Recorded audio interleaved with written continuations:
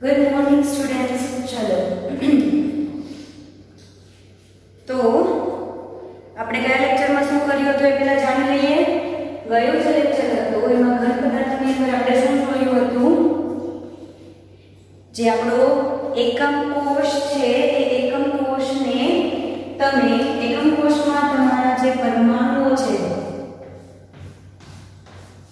એની ગોઠવણી તમે अलग अलग रीते कई रीते करो छो ए जोयुं तथा एनी साथे शुं जोयुं आपणे के आ रीते मानो के आपणो आदिम एकम कोष छे तो एमां 8 परमाणु आवेला छे तो ए 8 परमाणुनी गोठवणी अने आ परमाणुनो કેટલાનો ભાગ આ એકમ કોષમાં હોય, કેટલા ભાગ બીજા એકમ કોષમાં હોય એ બધું આપણે અને એક એકમ કોષની અંદર કુલ પરમાણુની ગણતરી કરી હતી કે ભાઈ 8 * 8 ના છેદમાં 8 એટલે એક જ એકમ આ એક જ આપણો પરમાણુ થાય છે અંદર આદિમની અંદર। એ રીતે આપણે જોયું હતું અંતઃ કેન્દ્રીય અને એના પછી જોયું હતું ફલક કેન્દ્રીય એકમ કોષ। હવે આપણે આજે શરૂ કરવાના છીએ એક આખો નવો ટોપિક જેનું નામ છે સવૃત્ત સંકુલિત રચનાઓ। સવૃત્ત સંકુલિત रचनाओं। संकुलित એટલે કે બંધ કરેલી, એટલે કે આપણે જે આપણા જે પરમાણુઓ છે એની બંધ રચનાઓ જે બને છે એ જાણવાની છે। તો સમૃદ્ધ સંકુલિત રચનાઓ છે એ કઈ રીતે બને, તો એના માટે કેવું કરવાનું છે આપણે કે આપણો જે પરમાણુ છે એને આપણે શું ધારી લેવાનું છે, ગોળો। કેવો ગોળો, જેમ આપણે તમારે ક્રિકેટનો જે દડો આવે એ કેવો હોય છે એની જ જેવો ગોળો માની લેવાનો છે અને એ ગોળાને તમે જો માનો કે તમે ગોળાને ગોઠવણી કરો છો તો એ ગોઠવણી અલગ અલગ કેટલી શક્ય છે। તો પહેલી એની એક પરિમાણીય સંકુલન, પહેલું કયું આવશે આપણી પાસે એક પરિમાણીય સવૃત્ત સંકુલન।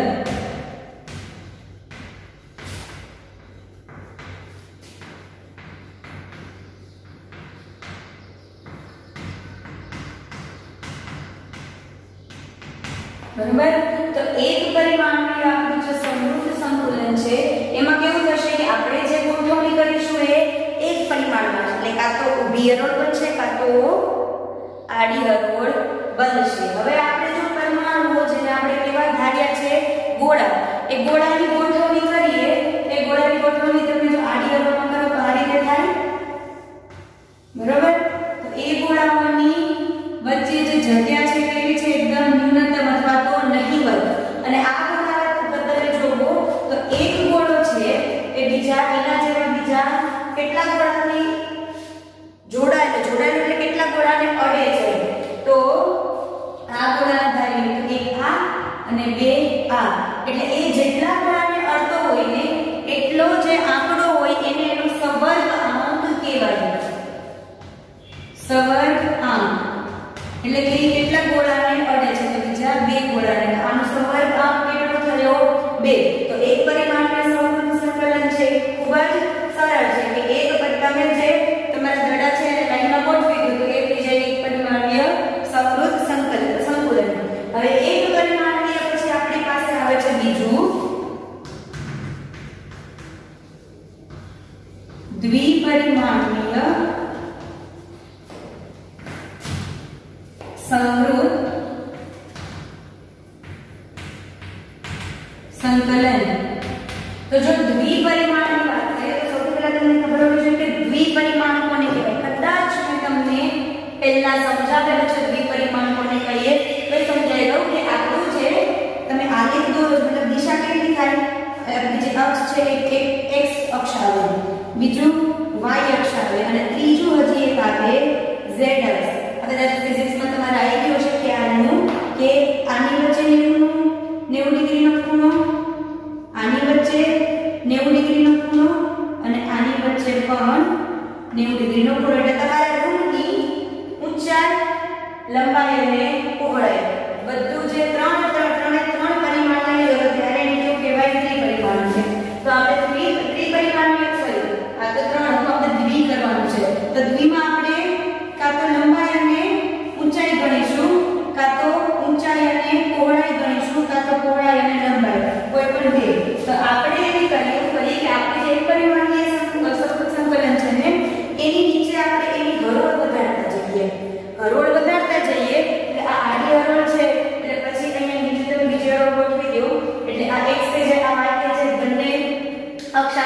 દ્વિપરિમાણ રચના થઈ જાય?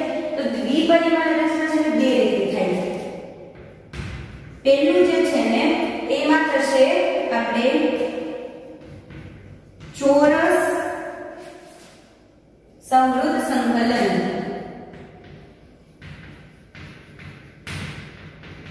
તો ચોરસ સમૃદ્ધ સંકલન કઈ રીતે થશે? તો ચોરસ એટલે તમને ખબર છે, ચોરસ તમે કોને કહો? જેની ઊભી બાજુ નાની બાજુ સરખી હોય. એ આવું તમે ગણિતમાં ભણતા હશો.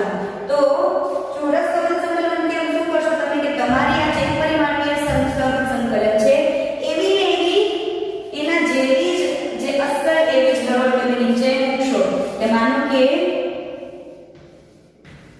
આમ છે તો આની નીચે બીજી એના જેવી જ હરોળ તમે મૂકી દીધી. બરાબર? હવે આનો તમારે સવર્ગ આંક કાઢવો છે. તો આ તમે જો આ પરમાણુ તમે ધારી લો આ ગોળો, તો એકબીજા કેટલા ગોળાને અડે છે? આ 1, આ 2, આ 3, આ 4. 4 ગોળાને એના છેડા અડે છે. આમ. બરાબર? તો આ 4 ગોળાને અડે છે એટલે આનો સવર્ગમાંક કેટલો થયો? 4. અને આ રચના તમે જુઓ તો કેવી થઈ? ચોરસ. એટલે આને કેવું કહેવાય? ચોરસ સમૃદ્ધ સંકલન. હવે એના પછી ચોરસ પછી આપણી પાસે દ્વિપરિમાણમાં જ બીજું આવે છે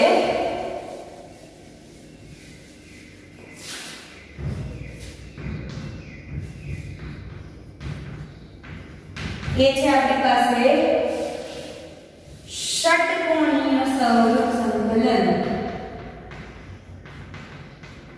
ષટકોણીય સમૃદ્ધ સંકલન. હવે પહેલા આપણે જે આપણું ચોરસ હતું એમાં કેવું હતું કે આ હરોળને તમે એ નામ આપો તો બધી એ ટાઈપની છે. એટલે આમાં જે હરોળ છે કેવી છે? જેવું તમે મોટું કરતા જાવ તો બધી હરોળ કેવી છે? એ બરાબર? એક સમાન. હવે ષટકોણીય સમૃદ્ધ સંકલનમાં તો પહેલા તો આપણે જે એક પરિમાણ વાળા આપણા જે હરોળ હતી એ આમને આમ આપણે મૂકી દઈએ. બરાબર? હવે આમાં કેવું થશે કે જ્યારે તમે બીજી હરોળ મૂકો છો શેમાં? ષટકોણીય સમૃદ્ધ સંકલનમાં, તો બીજી હરોળ તમે એની ગોઠવણી છે એ પહેલી હરોળ કરતા અલગ હશે. માનો કે પહેલી હરોળ આપણી A છે તો બીજી હરોળ આપણે B કહીશું. એની ગોઠવણી કેવી હશે? તો પહેલી હરોળમાં બે ગોળા છે એની નીચે ત્રીજો ગોળો આવશે. એટલે એનાથી થોડું નીચે હશે. આ જે છે એનાથી થોડું નીચું એટલે આપણે પાછળ. ફરીથી પાછી A હરોળ આપણે એનાથી આગળ. ફરીથી પાછી B હરોળ એનાથી પાછળ. તો આમાં તમે કોઈ પણ એક ગોળો લઈ લો છો પરમાણુનો, તો એ કેટલાને અડે છે બીજા? કેટલા થયા? 6. બરાબર? આકાર તમે ગોઠવી દો. તો આપણો આ જે એક ગોળો છે એ બીજા કેટલા ગોળાના સંપર્કમાં છે? 6 ગોળાના સંપર્કમાં છે. તો એનો સવર્ગમાંક છે એ કેટલો થયો? 6. બરાબર? અને એટલે જ આને કેમ કે અહીંયા ષટકોણ બને છે એટલે આને કેવું કીધું આપણે? ષટકોણીય સમૃદ્ધ સંકલન. પણ કેવું? દ્વિપરિમાણીય. અને આની રચના કેવી છે હરોળની? તો A B પછી જેટલું તમે લાંબુ કરે છો પણ એ ટાઈપનું હોય, મતલબ એક A પ્રકાર, બીજો B પ્રકાર, પાછો A પ્રકાર, પાછો B પ્રકાર. બરાબર? તો એક પરમાણ્વીય સમજાઈ ગયું, દ્વિપરિમાણીય બંને સમજાઈ ગયા. હવે આપણી પાસે આવશે ત્રિપરિમાણીય સમૃદ્ધ સંકલન. આ જે એક પરિમાણ દ્વિપરિમાણ છે તો ખૂબ જ સરળ હતા. જે B છે જે તમારી કલ્પના શક્તિ, જે મેં તમને છેલ્લા લેક્ચરમાં કીધું હતું કે જે તમારી શું માંગી લેશે? કલ્પના શક્તિ માંગી લેશે. એવું આપણું છે આ ત્રિપરિમાણીય સમૃદ્ધ સંકલન. બરાબર? તો ત્રિપરિમાણીય સમૃદ્ધ સંકલન જોઈએ.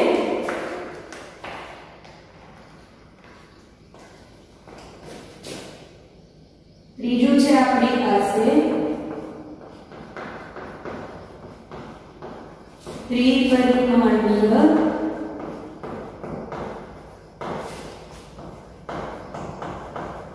સમૃદ્ધ સંકલન. બરોબર? તો ત્રિપરિમાણીય સમૃદ્ધ સંકલન છે. તો આપણે શું કર્યું કે જે આપણે પહેલા શું કર્યું એક પરિમાણીય લીધું, બરોબર. પછી એક પરિમાણીયની આપણે બે અલગ અલગ ગોઠવણી કરીને શું બનાવ્યું? દ્વિપરિમાણીયના બે પ્રકાર. તો દ્વિપરિમાણમાં આપણે એ કરીશું કે આપણી પાસે દ્વિપરિમાણના બે પ્રકાર છે. કયા કયા? એક તો ચોરસ સંવૃત સંકલન અને બીજું ષટકોણીય સંવૃત સંકલન. તો એ બંને જે આપણા હતા ને દ્વિપરિમાણીય, એમાં આપણે અલગ દ્વિપરિમાણીયની નવી રચના કરીશું. એટલે એમાં પહેલું આપણી પાસે આવશે, કયું આવશે? મેં તમને કીધું એમ, શેનાથી બનાવશો? પહેલા દ્વિપરિમાણીય છે જે ચોરસ હતું આપણી પાસે, દ્વિપરિમાણીય ચોરસમાંથી ત્રિપરિમાણીય સંવૃત સંકલન, બરોબર. નામકરણ પછી કરીશું કે આને કેવું કહેવાશે, કે એના માટે પહેલા તમારે આખું જે સંકલન થાય છે સમજવું પડશે. તો પહેલા દ્વિપરિમાણીય ચોરસ કયું હતું આપણું? જેમાં એ હતી, એક હરોળાની પહેલી, એના પછી બીજી હરોળ, એના પછી ત્રીજી હરોળ, એના પછી ચોથી હરોળ, બરોબર. બધા કેવા છે? એ પ્રકારની જ હરોળ છે. હવે આને તમારે જો ત્રિપરિમાણ કરવું છે તો ત્રિપરિમાણ એટલે શું કરશું? જો આની ઊંચાઈ છે, હા, આની લંબાઈ છે, હા, તમારે શું કરવું છે? આની પહોળાઈ વધારવી છે. એટલે તમે માનો કે આનું દડાની આવી અરેન્જમેન્ટ ગોઠવણી કરી છે, બરોબર. હવે આવા ને આવા દડાની ગોઠવણી કરી આનાથી આગળ એનું મૂકી દેશો પડ. પડ એટલે કે એનું શું કહેવાય? આપણે એને લેયર. તો એક જમીન પર આગળ શું મૂકી દેશો? આખું નવું પડ આગળ, એની આગળ બીજું પડ. એટલે આ કેવું થશે કે આની પાછળ છે ને આપણે આખો એક બીજો દડો હશે. કઈ રીતે? જો આની પાછળ કોઈ બીજો દડો હશે, એની પાછળ કોઈ બીજો દડો, એની પાછળ કોઈ બીજો દડો, અહીંયા આની પાછળ દડો,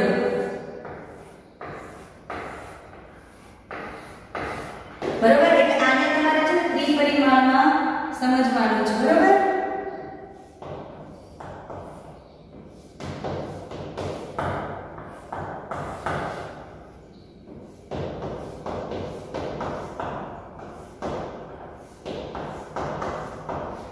બરોબર. એટલે આ કેવું છે ને, આવું આપણું આ ચોરસ છે. આગળ તમે આપણે બનાવતા હતા આવું. આ કયું છે? આ બધું આદિમ એકમ કોષ. પણ કેવો કેવો આદિમ એકમ કોષ? સંઘનીય. સંઘનીય આદિમ એકમ કોષ છે. તો આમાં તમે જુઓ, કાંગરો ચોપડીમાં ખોલો જોઈ, સંઘનીય આદિમ એકમ કોષ છે ને જે આપણો એ ખોલો, જેમાં આપણે કાલ આ આદિમ એકમ કોષમાં ગણતરી કરી હતી 8 × 1/8 બરાબર 1 આવડ જે ગણતરી કરી હતી. એમાં આપણી પાસે જે આકૃતિ છે ખોલો, એ આકૃતિ જો 8 ની તમે ધ્યાનથી જોજો. કેવું છે? આમાં આ રીતે 4 છે આપણા દડા, એની પાછળ અહીંયા બીજા 2 દડા, અને આની પાછળ બીજા 2 દડા. એટલે આ 4 દડા અને બીજા પાછળ 4 દડા. 2 દડા આની પાછળ હશે, 2 દડા આની પાછળ હશે, બરોબર. ટોટલ 8 દડા થયા. તો એ જે 8 દડા વાળી આપણી જે બનતી હતી રચના, એને આપણે શું કીધું હતું? સમઘનીય આદિમ એકમ કોષ. સમઘનીય આદિમ એકમ કોષ. તો આ કેવી રચના કરે છે? સમઘનીય આદિમ એકમ કોષની જ રચના કરે છે. પણ આ કેવું છે? ત્રિપરિમાણીય. તો આનું નામ આપણે કેવું થશે? આનું નામ થશે ત્રિપરિમાણીય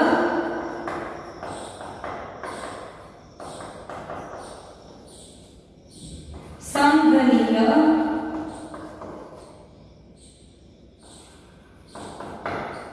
આદિમ એકમ કોષ. એટલે કે આ થશે સમઘનીય ત્રિપરિમાણીય સંવૃત સંકલન. શું થશે? આપણે બધાની પાછળ નામ શું લગાડવાનું છે? સંવૃત સંકલન. તો આ કેવું થશે નામ આનું?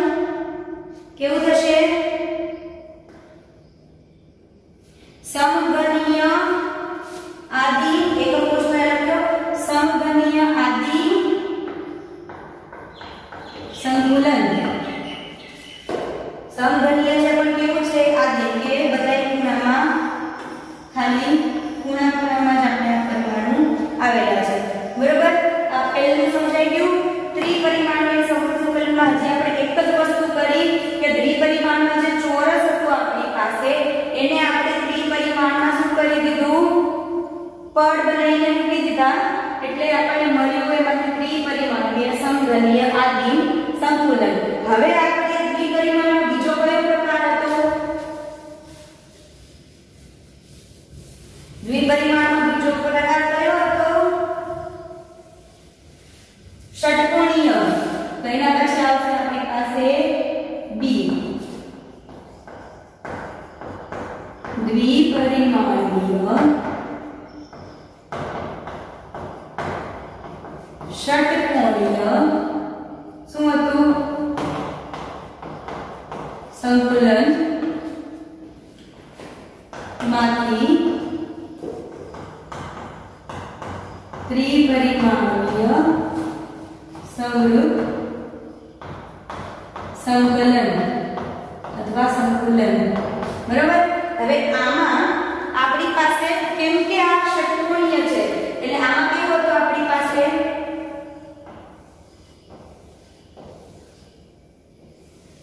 પહેલી હરોળ A બીજી હરોળ હતી B બરાબર એટલે આપણે આમાં આ એક આખું લઈ લીધું કે આ આપણું કેવું છે જે દ્વિપરિમાણીય ષટકોણીય સંતુલન હતું આ છે આ આખું લઈ લીધું હવે આમાં આપણે એમાં આપણે છે ને લાઈન ને AB કહેતા બરોબર આમાં તમારે પડ ને AB કહેવાના છે અચ્છા ચોરસ હું તમને કહેતા ભૂલી ગઈ આપણે જે સમઘનીય હતું એ કેવું હતું બધા એક જ સરખા એટલે બધા પડ એક વસ્તુ ધ્યાનથી સમજો દ્વિપરિમાણમાં મેં તમને હરોળ કીધી હતી હરોળ એ પ્રકારની હતી હરોળ બી પ્રકારની હતી ત્રિપરિમાણમાં હું તમને કહું છું પડ એટલે આખું આટલું એક લઈ લીધું ચોરસ એની આગળ બીજું ચોરસ હતું એના આગળ ત્રીજું ચોરસ એની આગળ પાંચમું ચોરસ તો એમાં જે છે આપણે પડ જે છે એને આપણે એ પ્રકારનું કે બી પ્રકારનું કહીશું તો જે આપણું ચોરસ છે તે બધા પડ એ પ્રકારના હતા હવે આમાં આપણે પડ જે છે ફરીથી કેમ કે આમાં જે હરોળ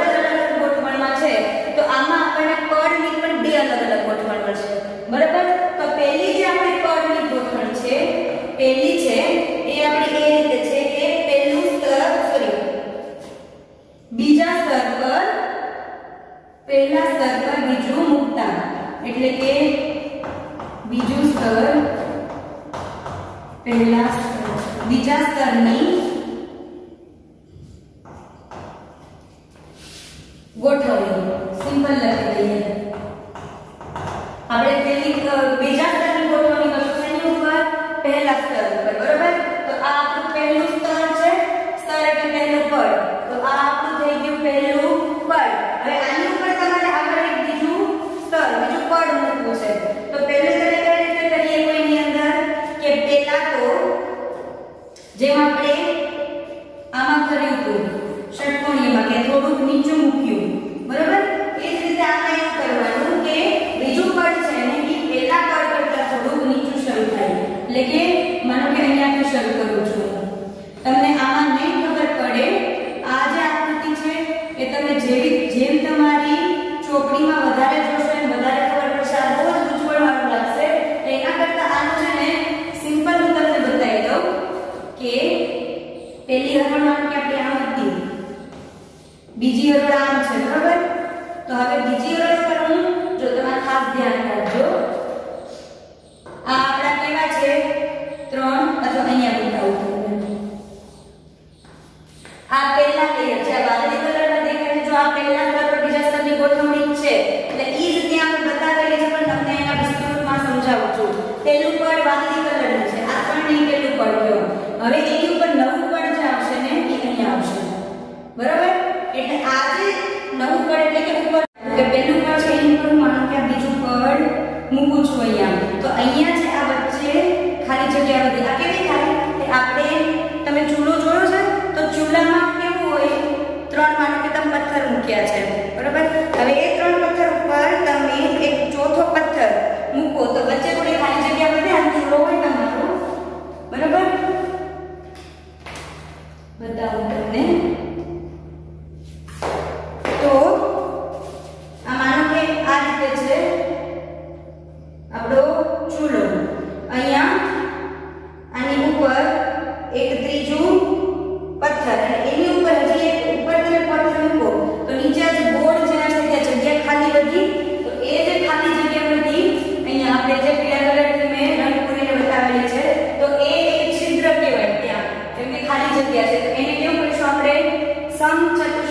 અષ્ટફલકીય છિદ્ર બરાબર। તો જ્યારે બીજા સ્તરની ગોઠવણી આપણે કરીએ ત્યારે એક જગ્યાએ અમુક જગ્યાએ કેવું છે આ થાય છે આવું સમચતુષ્ફલકીય છિદ્ર।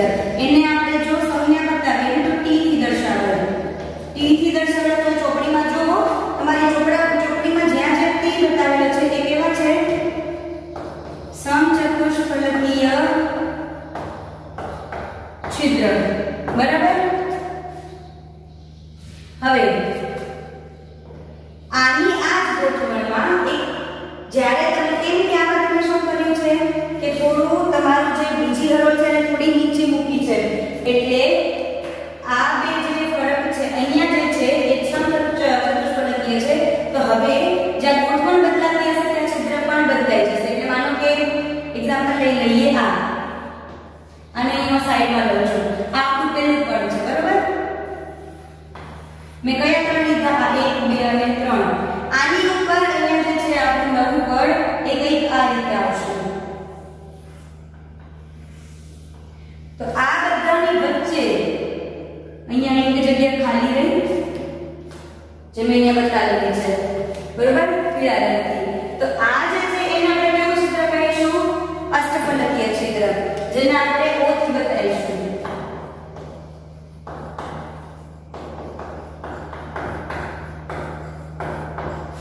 બરાબર। તો સમચતુષ્ફલકીય અને અષ્ટફલકીય બંને ટાઈપના બંને પ્રકારના છિદ્રો આપણને બીજા સ્તરની ગોઠવણી બાદ જોવા મળે છે। તો તમારી ચોપડીમાં જો તમે જોશો ને તો તમને જ્યારે ટી ની હરોળ છે એ વધારે દેખાશે, જ્યારે O ની હરોળ છે મતલબ કે આપણા જે અષ્ટફલકીય છે એ તમને છિદ્રો ઓછા જણાશે। એટલે જ્યારે આપણે વાત કરીએ સંખ્યાની તો ચતુષ્ફલકીય છિદ્રોની સંખ્યા કેટલી થશે એમ કહીએ આપણે, માનો કે એમ કહીએ ચતુષ્ નહીં પણ આપણે અષ્ટફલકીયની, તો ચતુષ્ફલકીય જે છે એની સંખ્યા 2n એટલે કે અષ્ટફલકીય કરતા ડબલ આપેલા છે ચતુષ્ફલકીય છિદ્ર। હવે આપણે બીજા સ્તરની ગોઠવણી જોઈ લીધી, હવે જોઈએ ત્રીજા સ્તરની ગોઠવણી બરાબર। તો ત્રિપરિમાણીય સ્વરૂપમાં પહેલું જોયું આપણે પહેલા સ્તરની ગોઠવણી, હવે આવ્યું ત્રીજા સ્તરની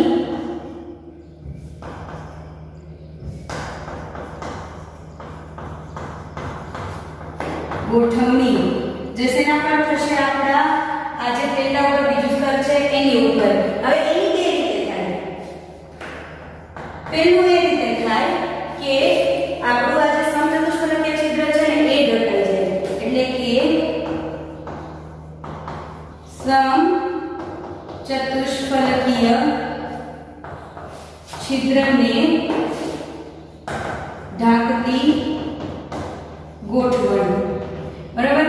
હવે દ્વિપરિમાણ ઓલરેડી મારે તમને બતાવું થોડું અઘરું હતું, સોરી ત્રિપરિમાણમાં બે સ્તરની, કેમ કે આપણું બોર્ડ કેવું છે દ્વિપરિમાણીય। હવે એમાં ત્રિપરિમાણીય બતાવવું અઘરું, એમાં પાછું 3 સ્તર બતાવવા, તો સ્તર બતાવવા લગભગ અશક્ય જેવું છે। એટલે મેં તમને શું કર્યું છે અહીંયા છે ને આ છે આપણે દડો અડધો કાપી નાખીએ ને ઈ કરીને તમને અહીંયા બતાવી દીધું છે કે કઈ રીતે આ પહેલું સ્તર બીજું સ્તર ત્રીજું સ્તર, સોરી પહેલું બીજું એ રીતે છે બરાબર। અહીંયા આપણે ત્રીજું સ્તર આવ્યું।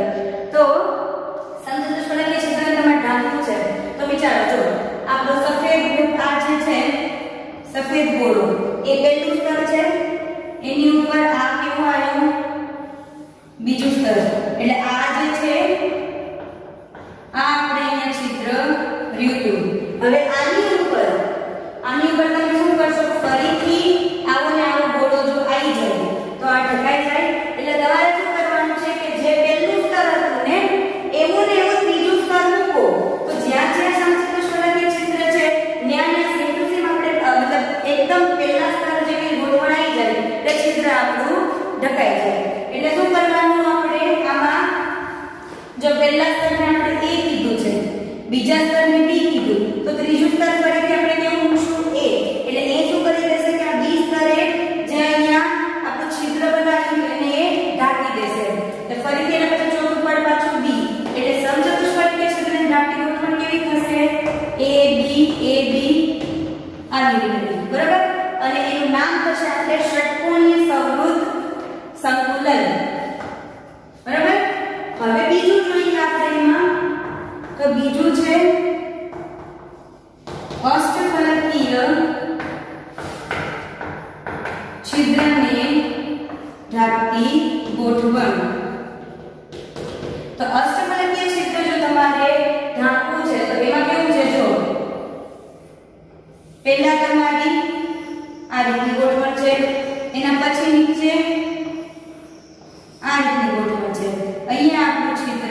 છે. હવે માનો કે આપણું પહેલું પદ આમાં પદ છે ને એ સફેદ કલર વાળું છે અને બીજું પદ વાદળી કલર વાળું છે, તો તમે પાછું ને પાછું પહેલું પદ મૂકો તો શું આ ઢોકાશે નહીં ને. હવે માનો કે કેવું છે, જો આ પહેલું પદ બરોબર, પહેલા પડમાં ઓલરેડી જગ્યા છે, બીજું પદ મૂક્યું ને તો બીજું પદ એ જગ્યા તો રાખી જ છે, તો બીજા પદ ઉપર ફરીથી તમે પાછું પહેલું પદ મૂકો, મતલબ ત્રીજું પદ જે છે એ પહેલા જેવું મૂકો તો આ ઢકાણું નો ઢકાણું, તો એ આને ઢાંકવું છે તમારે શું કરવું પડશે કે આ જે બીજા પદનો ત્રિકોણ છે ને એનાથી ઊંધું ત્રિકોણ મૂકી દે. અહીંયા ષટકોણ છે એના પાસે ત્રિકોણ છે, તો આખી એક અલગ રહેશે, અહીંયા ગોઠવણી આવશે, એટલે એને આપણે સી પ્રકાર કરી દીધો. એટલે પહેલું સ્તર એ પ્રકારનું, બીજું સ્તર બી પ્રકારનું, ત્રીજું સ્તર સી પ્રકારનું, ફરીથી પાછું A B C. એટલે આની ગોઠવણી કેવી થશે આપણી, તો આ રીતે A B C આ રીતે, અને એનું નામ આપણે આપ્યું સમઘનીય સમવૃત્ત સંકુલન, બરોબર, અથવા તો સંકુલ. તો સમઘનીય પરથી યાદ આવ્યું, આપણે જ્યારે યાદ કરો ત્રિપરિમાણીય સમવૃત્ત સંકુલન શરૂ કર્યું ને હમણાં 10-15 મિનિટ પહેલા, ત્યારે મેં તમને શું કીધું હતું કે જ્યારે આપણે દ્વિપરિમાણમાં એ ગોઠવણ હતી છે એનું જ્યારે ત્રિપરિમાણ કર્યું એને આપણે નામ આપ્યું હતું સમઘનીય. પણ કેવું? સમઘનીય આદિમ સમવૃત્ત સંકુલન, બરોબર. એટલે આ સમઘનીય આદિમ છે અને આ ખાલી સમઘનીય છે. એટલે આમાં કેવું થશે ખબર છે, આપણું જે ત્રિપરિમાણ વાળું છે એમાં તમને ફલક કેન્દ્રીય, આમાં જેમ આદિમ મળ્યું ને સમઘનીય પર કેવું આદિમ, એમ આમાં તમને સમઘનીય મળશે તો કેવું મળશે, ફલક કેન્દ્રીય. એટલે એને કેવું કીધું આપણે FCC, જેમ કે ફલકનું ઇંગ્લિશ થાય ફેસ, બરોબર. અને આ આદિમ, એટલે સમઘનીય જોઈને આમાં આમ લખી દેતા અને આમાં ક્યારેય આમ લખી દેતા. એટલે મારાથી બનતી મેં તમને પૂરી કોશિશ કરી છે કે આ આખું જે ઇમેજિનેશન ઉપર હતું એ બનતું બોર્ડ ઉપર તમને ઉતારીને સમજાવી શકું. છતાં પણ જો આ લેક્ચરમાં કોઈ પણ ડાઉટ હોય, ખાસ તમે આ બધું જે ગોઠવણ છે એ સરખી રીતે યાદ રાખી લેજો. થોડો પણ ક્વેશ્ચન હોય, ઇન્ક્વાયરી હોય તો મને પૂછી શકો છો, બરાબર. બાકી હવે